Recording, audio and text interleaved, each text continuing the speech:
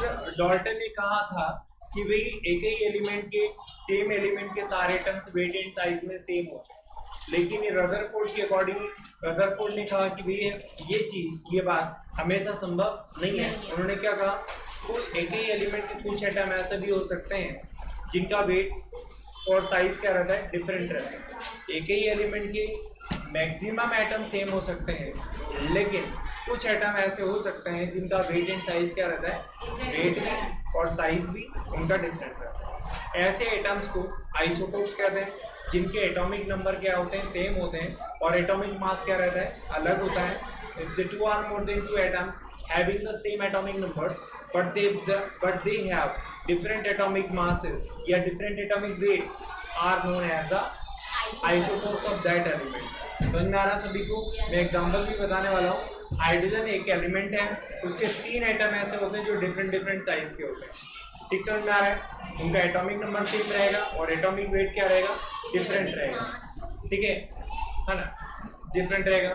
पहला जो एटम होता है उसको हाइड्रोजन के नाम से जानते हैं या प्रोटियम के नाम से भी जानते हैं। ठीक है, जो कॉमन एटम होता है, जो कॉमन होता है ना, ज्यादातर क्वांटिटी इसी की मिलती है। दूसरा क्या होता है, ड्यूटेरियम।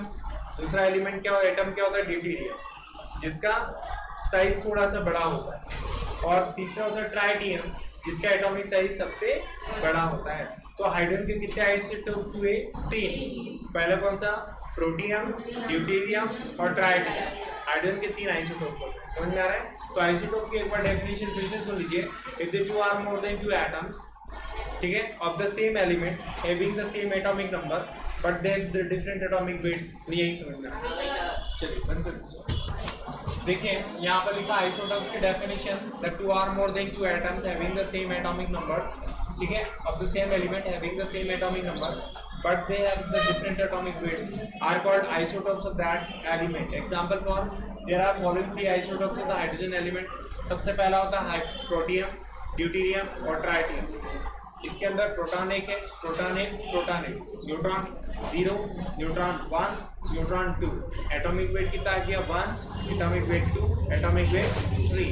इसका सिंबल हो जाएगा 1H1, 1H1, 1S2, 1S3। इसका नाम प्रोटियम, इसका नाम ड्यूटेरियम, इसका नाम ट्राइटियम। अब समझते हैं अपन isobar.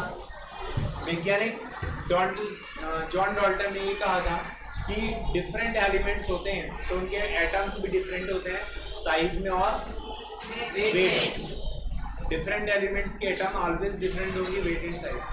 means that all the atoms of the different elements are always different by their sizes and by their weight। समझ आ रहा सभी को? लेकिन रदरफोर्ड ने क्या बोला कि भाई ये बात हमेशा सत्य नहीं है, होते हैं डिफरेंट एलिमेंट जो हैं उनके एटम डिफरेंट ही होते हैं, लेकिन कभी कभी सिमिलर भी हो सकते हैं। सेम साइज के सेम वेट के एटम भी होते हैं जो अलग अलग एलिमेंट के होते हैं। उन सबको क्या बोलेंगे अपन बताएं, आइसोबार कहते हैं। If the two are more than 2 atoms of the different elements having the same atomic weight आएगा, having the same atomic weight but the different atomic numbers, उनके एटॉमिक नंबर कैसे रहेंगे, एटॉमिक वेट क्या रहेगा, नहीं आ रही बेटे, atomic number different, atomic number different, atomic weight क्या रहेगा, साइज भी कैसा रहेगा, लगभग सेम। ऐसे आइटम्स को हम क्या कहते हैं, आइसोबार। क्लियर हुआ? अब देखिए आइसोबार की डेफिनेशन लिखी हुई मैंने। If the two or more than 2 atoms having the different elements, ठीक है, of the different elements having the same atomic weight but they have the different atomic numbers.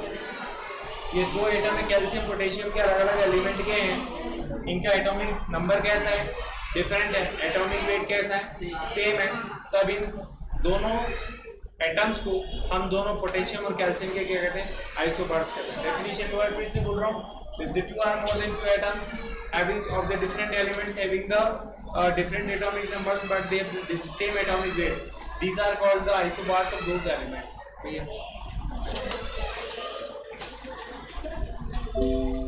यहाँ पर 2 are more than 2 atoms आएगा, more than 2 atoms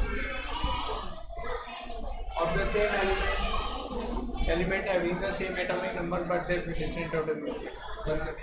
अब अपन समझ रहे molecular mass, किसी भी कंपाउंड के एक मॉलिक्यूल के अंदर जितने भी एटम्स हैं उन सभी एटम्स के एटॉमिक मास को क्या कर दो, जोड़ दो। The sum of the atomic masses of the all the atoms of a compound, ठीक है, of a one molecule of the compound, that is called the atomic mass। फिर से बोल रहा हूँ, कंपाउंड का एक मॉलिक्यूल उसके सारे एटम्स का एटॉमिक मास का क्या कर दो, सम जोड़ दो, तो उसका मॉलिक्यूलर मास रहेगा। कंपाउंड के एक मॉलिक्यूल का के अंदर जितने भी एटम्स हैं उनके सारे एटम्स के एटॉमिक मास को क्या कर दो, प्लस एटॉमिक मॉलिक्यूलर मास रहेगा। तो sum of the atomic masses of the all the atoms of one molecule of the compound is called molecular mass। समझ में आ रहा सभी को? चलिए कंपाउंड लिखा, फॉर्मूले लिखे अपन ने, मॉलिक्यूलर मास जो आएगा यहाँ लिखेंगे अपन। पहला लिखा हाइड्रोक्लोरिक एसिड, इसका फॉर्मूला HCl है। हाइड्रोजन का एटॉमिक मास कितना होता है 1, क्लोरीन का 35.5, दोनों को जोड़ देंगे तो 36.5, और इसको ग्राम पर मोल में मापते हैं। किसे मेजर करते हैं, ग्राम पर मोल। अब इसके बाद में कार्बन डाइऑक्साइड की मैं बात कर रहा हूँ, तो कार्बन डाइऑक्साइड का फॉर्मूला क्या होता है बेटा, CO2। कार्बन का मास कितना होता है बताइए, 12, और प्लस ऑक्सीजन का कितना होता है 16, 16 में 2 किसका मल्टीप्लाई करोगे, 2, क्योंकि 2 ऑक्सीजन है, तो 2 into 16 कितना आएगा बताओ, 12 और 32, 12 और 32 बराबर कितना, 42 ग्राम्स पर मोल। हाँ बोलिए, जोर से बोलिए। 44 आगे बढ़े, ग्राम्स पर मोल, कोई दिक्कत तो नहीं बेटे। अब इसके बाद में अपन देखते हैं सोडियम हाइड्रोक्साइड, क्या देखने वाले बेटे,